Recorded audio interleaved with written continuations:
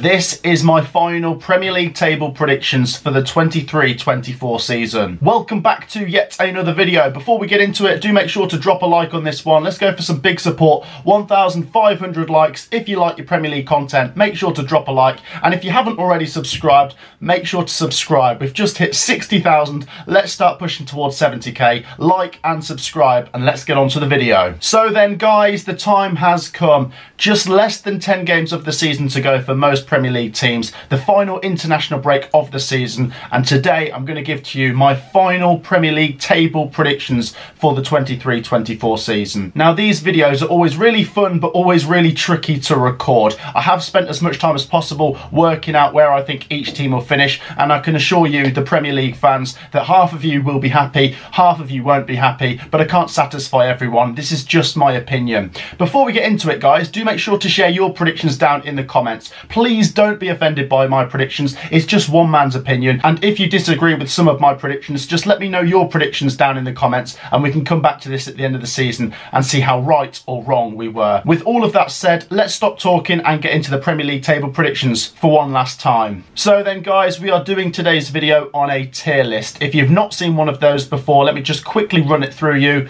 1 to 4, 5 to 8, 9 to 12, 13 to 17, and the bottom 3 down there. So I've got all 20 teams at the bottom, and I've got to put them somewhere on this tier list. And I have spent as much time as possible trying to study the team's forms, the team's injuries, the team's run-ins as we head into this final stretch.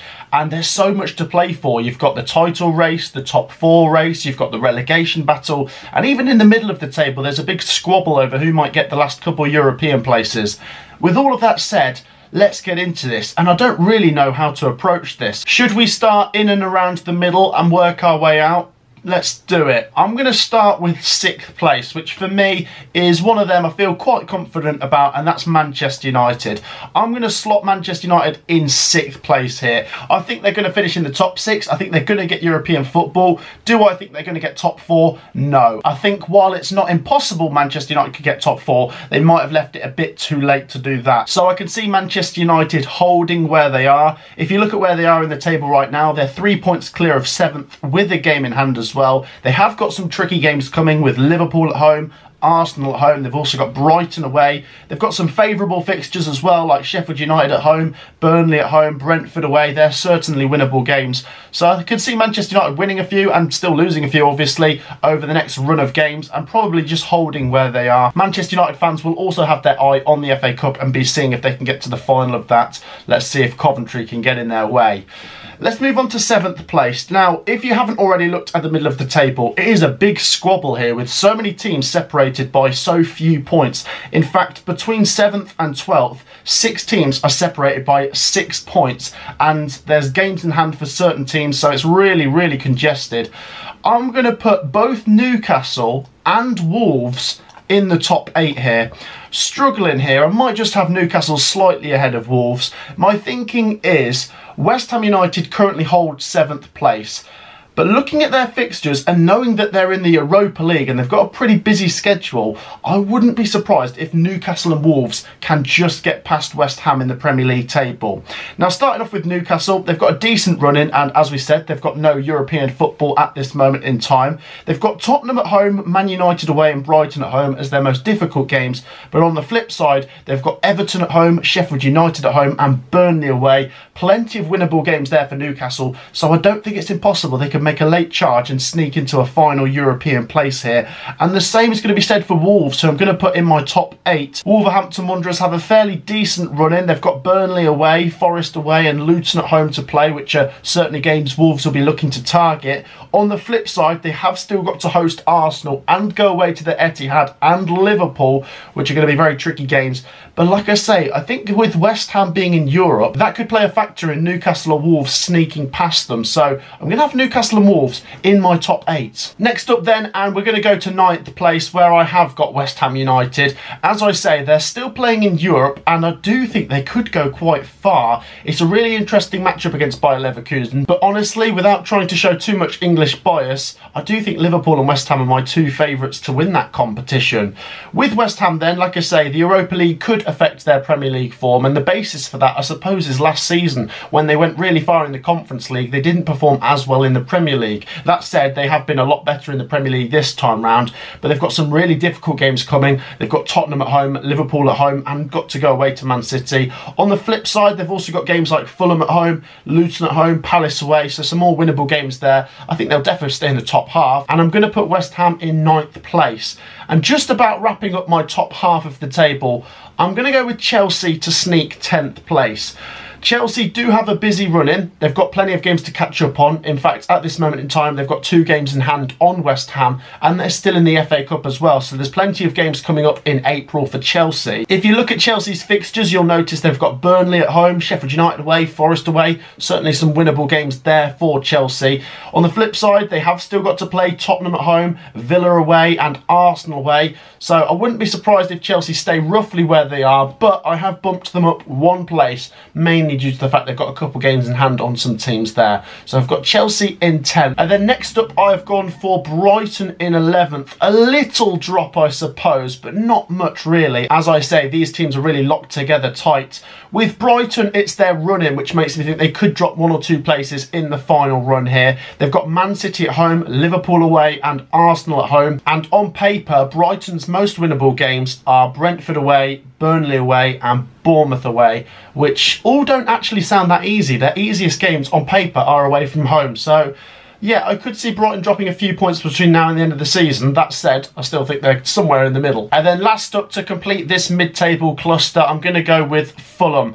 I'm going to have Fulham holding in 12th place. They currently sit 12th, 3 points ahead of Bournemouth, having played a game more. Their performance last week against Tottenham was absolutely fantastic. And yes, they've been a team that on their day have shown some really good signs, but obviously not majorly consistent. So it does seem to be a tiny drop off from last season, but that said, it's not a significant one where I've really been worried for Fulham. I think they'll probably hold in 12th place.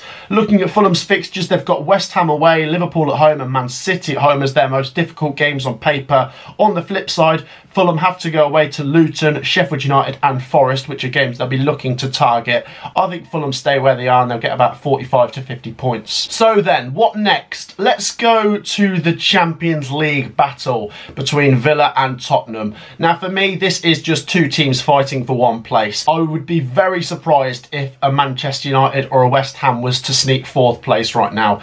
Tottenham and Villa have quite easily been better than the mid-table teams, and that's why they are where they are. Let's start with Villa. Villa have been really good this season. They just keep growing under Unai Emery, and what a season it would be if they finish 4th and win the Europa Conference League. On the flip side of that, Spurs have no Europe, so you do feel like Spurs could have their focus set on the Premier League more. Spurs have been very good as well. When you think back to the summer, it was a real big loss losing Harry Kane, of course, with the goals he's produced over the last few seasons, but Ange Postecoglou has really got this team going. Having said that, they're a very streaky team, and when they're good, and when they're bad, they're bad. I think it's really close trying to separate these two. There's really not a lot in it between Villa and Tottenham for me. When it comes to head-to-head, last time they met, obviously, Villa were destroyed by Spurs 4-0 at Villa Park. I think it's going to be so close here. And having looked at the fixtures here, they both have to play Man City, Arsenal and Liverpool in the final run-ins. So there's really not a lot to separate them based on their fixtures and their final run-in. Villa are 3 points ahead of Spurs. Spurs have a game in hand and are only 1 goal difference worse. So basically, if Spurs win their game in hand by 2 goals, they've just got the advantage over Villa, but it's so close. That game in hand is away to Chelsea, which is not always going to be the easiest game for Tottenham, is it? Do you know what? I really am struggling to separate them, and I might just leave them how they are, with Villa 4th and Spurs 5th. It really wouldn't surprise me if when we get to the end of the season, they're level on points and it comes down to goal difference, which could also be the same. There's really not a lot between them. They've both been fantastic, and it would be great if 5th place can get Champions League football, because that's something they'd spoke about before. but I'm going to have Villa 4th and Spurs 5th. Share your thoughts on that one. So then, as you can see, we've still got the title race to come on to, but let's start by going down to the bottom first, and let's go from 13th place, where I think AFC Bournemouth will hold. It's been a really good season from Bournemouth. I've got to be honest, I wasn't 100% sure about Bournemouth coming into this season because of the managerial change. Now, do I think getting rid of Gary O'Neill was the best idea? No, at the time I don't think it was. And even now, it's hard to say it was a great decision, but I'm not going to say Areola's been bad. I think they probably would have done the same with Bournemouth based on where Gary O'Neill got Bournemouth last season and where he's got Wolves this season and where Areola's got Bournemouth this season. That said, it has been a little drop off from Bournemouth in 2024. They've not been on the same levels as they were at the end of 2023, but they're already up to 35 points. I think they're going to get past 40 points by the end of the season and be pretty comfortable in and around the edge of mid-table.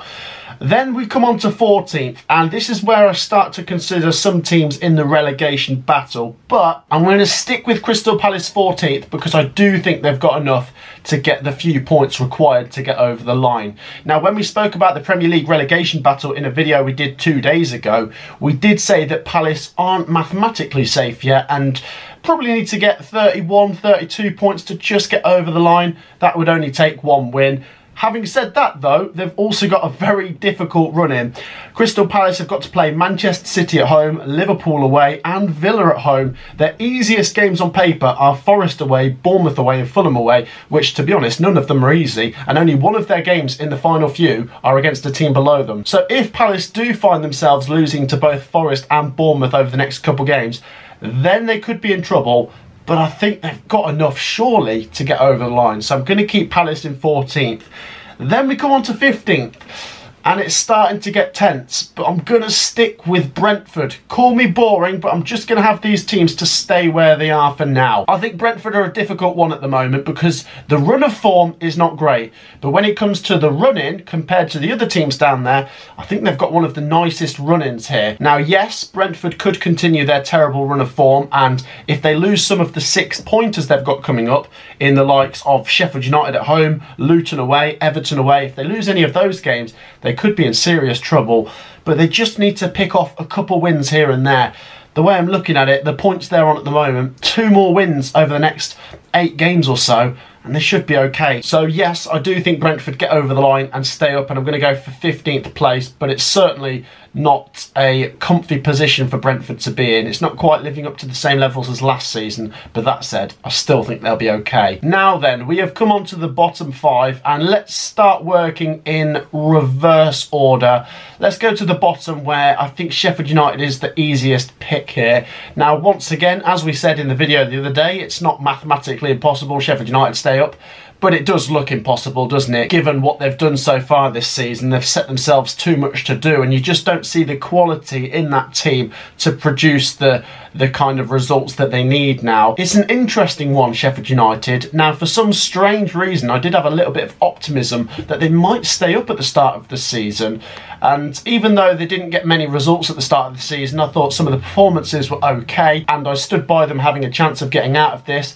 And then even when Chris Wilder first came in, they picked up a win against Brentford, and I was like, you know what, they still might survive. I think I have to let it go now. I think I have to admit that I shouldn't have backed Sheffield United to stay up. They've just not been good enough, and the goal difference really reflects that. With about 10 games to go now, Sheffield United have got so much to do. They probably need to win 5 or 6 of the final 10. So just too much to do. As we say, looking at the fixtures, Sheffield United have got to go away to Liverpool, away to Manchester United, and host Tottenham as well. There is some 6-pointers like Burnley at home and Forest at home and Everton away, but they have to win all of them. It's not a case of 2 wins out of those 3 games is enough. They just need to win every game, really, when it comes to those ones. So I just don't think they're going to do it, to be honest. And then in 19th, I'm going to stick with 19th place Burnley staying where they are, but I think when it comes to comparing Sheffield United's chances of staying up and Burnley's, Burnley do have that little bit more about them. And even in the last 2 games, just picking up 4 points across 2 does make you think, could they? Could they do it? I'm going to say they won't, but as I say, they could. And all they need to do really is just get themselves within 3 points of Forest come the final week, and that might just be enough to get them into a position where they could stay up on the final day, which would be ridiculous. So just got to get the points where they can, but it's not impossible. I'm going to say they have a chance, but I am going to put them in my bottom three. When it comes to their fixtures, they've got Everton away, Sheffield United away and Forest at home. Those 3 games Burnley really need to target. Let's come on to 16th place now. Let's jump up a little bit, and I'm going to go with Everton. It's really difficult here. I think it will be one of Everton, Forest and Luton. The team I have the most confidence in out of those 3 is Everton. Now, having said that, at the moment, they've only picked up 5 points in their last 10 games. But if you take the season as a whole, they have performed pretty well. And, you know, with the points added back on, they'll be mid-table. If they can find that sort of mid-table form and level of performances over the next few games, they should be okay. They also have a slightly favourable run-in compared to some of the teams down here, but we also need to factor in that there is speculation that they could have another couple points deducted. It's very difficult to gauge how this would play out if there is another points deduction, because we don't even know what it would be and how it would affect them, but I think they might just do it. They are the masters of just getting over the line, and I think Sean Dyche is a very safe pair of hands. So yeah, I think Everton will do it. Everton fans, share your thoughts. I've seen quite a few Everton fans optimistic about their chances, pessimistic about their chances as well. I'm going to say they're just going to do it. And then that leaves me with Luton Town and Nottingham Forest, which I'd love to see them both stay up, but I don't know if they both will. They'd have to suck an Everton or a Brentford down if that's going to be the case. Really difficult, isn't it? They're both playoff winners over the last 2 seasons, and this season there's not been a lot to separate them. Forest have picked up more points over the season, but they've had a points deduction. In the 2 head-to-head games, they've both been draws. Forest have taken the lead in both games, and Luton have pegged them back. They've both shown different qualities through the season, but the same frailties, and it's really going to be a pressurised run here. I don't think it's going to be a high quality run in here. I don't think it's going to be like Forest win, Luton win, Forest win, Luton win, because these teams are down at the bottom because they don't win many games. That said, I'm going to say Nottingham Forest are going to do it for me. I think it's going to be quite close, but Forest are going to fall over the line. And when I say fall over the line, I don't mean they're going to sprint over the line. I think they might just get over the line. They might just have enough. At this moment in time, Forest are 1 point worse off than Luton. There is that possibility Forest could have a point added back on, a point taken away. We don't know yet based on appeals. But looking at it for how it is right now, the run-in is more favourable for Forest. Yes, they've still got to go away to Tottenham and host Man City, but they've got games like Everton away, Sheffield United away, Burnley away, and the next 2 home games against Palace and Fulham. These are games you can target if you're a Forest fan. 3 wins in the final run-in is enough for either Luton or Forest. And as for Luton's run-in, you look at their next 4 games. It includes 3 away games to Man City, Arsenal and Tottenham. Now, obviously, if Luton Town could pick up a surprise draw or win in any of those away games, that'd be amazing. If we're being realistic, the best thing for Luton is, while they're playing those difficult games, they've got to hope that Everton and Forest don't take advantage of their more easy games on paper. If Forest can get 4 points from the next 2 home games, that could put a nice 3 or 4 point cushion between them and Luton, depending on how Luton perform in the next few. Luton do have some more favourable games at home towards the end of the season. Bournemouth at home, Brentford at home and Everton at home. If they get 3 wins in the final run-in, that might just be enough.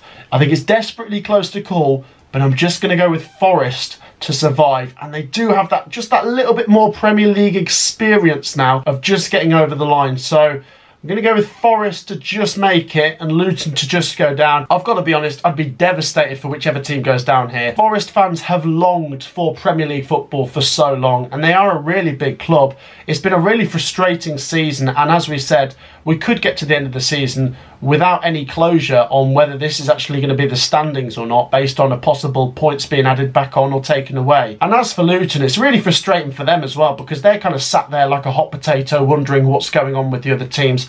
But you've got to give them so much credit. They have been the best team that's come up this season. The Premier League table shows that. Can they just get over the line?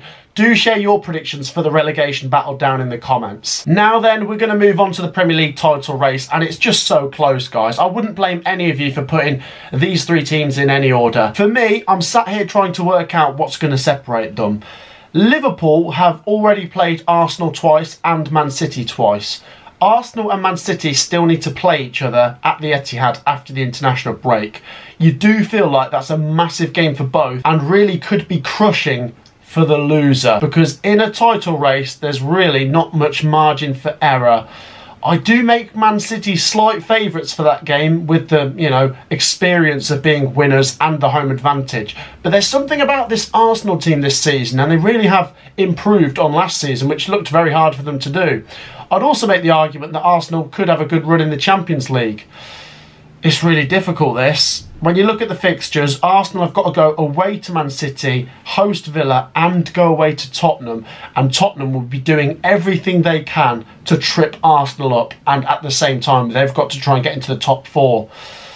With Man City, they've got to play Arsenal at home, Villa at home and Tottenham away. Very difficult games there for them. And as for Liverpool's most difficult games, they've still got to play Tottenham and Villa and go away to Manchester United, which they've already done recently in the FA Cup, which they did lose. The three of them have also got winnable games coming. I do like Liverpool's run when they play Sheffield United at home and Palace at home and Fulham away. And when it comes to separating these three, I'm looking a little bit to Europe here, where all three of them are still in European competitions. And with Liverpool being in the Europa League, yes, it means they're playing Thursdays, but it is a slightly softer competition, which might take less out of them. And I'm also looking at the return of Alisson and Trent to the team in April, and I'm going to go with Liverpool to do it. There's really not a lot to separate the teams right now, but I'm just going to have Liverpool, then Man City, then Arsenal. And as I say, I wouldn't blame you for putting those three in absolutely any order, and it could come down to goal difference at the end of the season. But that is my prediction, guys. Let me know your predictions, because I've let you know my predictions. As I say, it's been really difficult to do. It really isn't easy. It is quite fun, but you know that you're going to upset some fans. So, like I say, try not to take it personally. It's just a bit of fun. It's a prediction, and this could prove to be really accurate. It could be proved to be really, really badly wrong. We will see at the end of the season. If you've enjoyed the video, guys, do make sure to drop a like. It's free to do, and we're going for 1,500 likes. Make sure to subscribe if you haven't already, and we'll also bring you some Championship final table predictions over the weekend. We will see you in the next one. Peace out.